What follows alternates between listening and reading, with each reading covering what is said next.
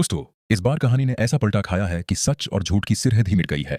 जिस पर सबको यकीन था वो बेकसूर निकला और जो मासूम बनकर खड़ा था वही सबसे बड़ा खिलाड़ी साबित हुआ। रूही ने खामोशी से वो चाल चली जिसने पूरा खेल उलट दिया। नाहिर अब आजाद फजा में सांस ले रहा है जबकि स्पर्श कानून की गिरफ्त में है। मगर यह फतेह आरजी भी हो सकती है क्योंकि साजिश की जड़ें अभी तक जिंदा हैं। गोयनका हाउस में कुछ दिन पहले तक क्यामत का मंजर था। अस्पताल में अचानक भड़कने वाली आग और शीतल की प्रासरार मौत ने सबको हिला दिया। सीसीटीवी में नाहर का साया कमरे के बाहर दिखाया गया और पुलिस ने जल्दबाजी में उन्हें कातिल ठहरा दिया।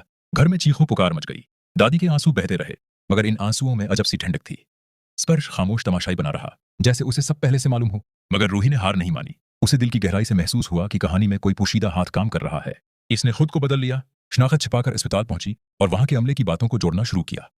वक्त के रिकॉर्ड, ड्यूटी लिस्ट और कीमरों की तरतीब सब उसने खामोशी से परखे। तब इंकिशाफ हुआ कि आग से पहले चंद मिनटों की वीडियो जानबूझकर धंधली की गई थी। ये महज इत्तेफाक नहीं था, ये मंसूबाबंदी थी। जेल में मुलाकात के दौरान नाहर ने एक अहम राज खोला। इन्हें अस्पताल बुलाने वाली कॉल स्पर्श के नंबर से आई थी।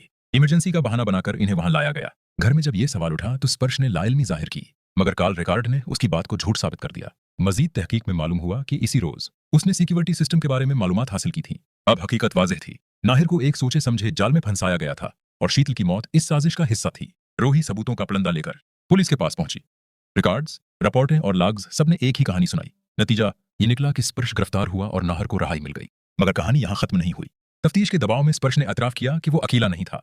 किसी ने उसे यकीन दिलाया था कि अगर रूही रास्ते से हट जाए तो सब कुछ इसके हक में हो जाएगा। ये सुनते ही सबकी नजरें दादी पर जा टुकी। इनकी खामोशी अब सवाल बन चुकी थी। शक की सुइयां ये भी इशारा दे रही हैं कि शायद शीतल की मौत वैसी नहीं जैसी दिखाई गई। न मुकम्मल रिपोर्ट सामने आई, न आखिरी रसूमात की तफसील। क्या ये सब एक ड्रामा था? क्या असल मकसद नाहर को हमेशा के लिए बदनाम करना था? रूही अब कमजोर नहीं रही। वो सच की तलाश में हर हद पार करने को तैयार है। नाहर उसके साथ खड़ा है। स्पर्श कैद में है मगर असल कहानी की गिरह अभी बाकी है। आने वाले दिनों में ऐसे राज सामने आएंगे जो रिश्तों की बुनियाद हिला देंगे।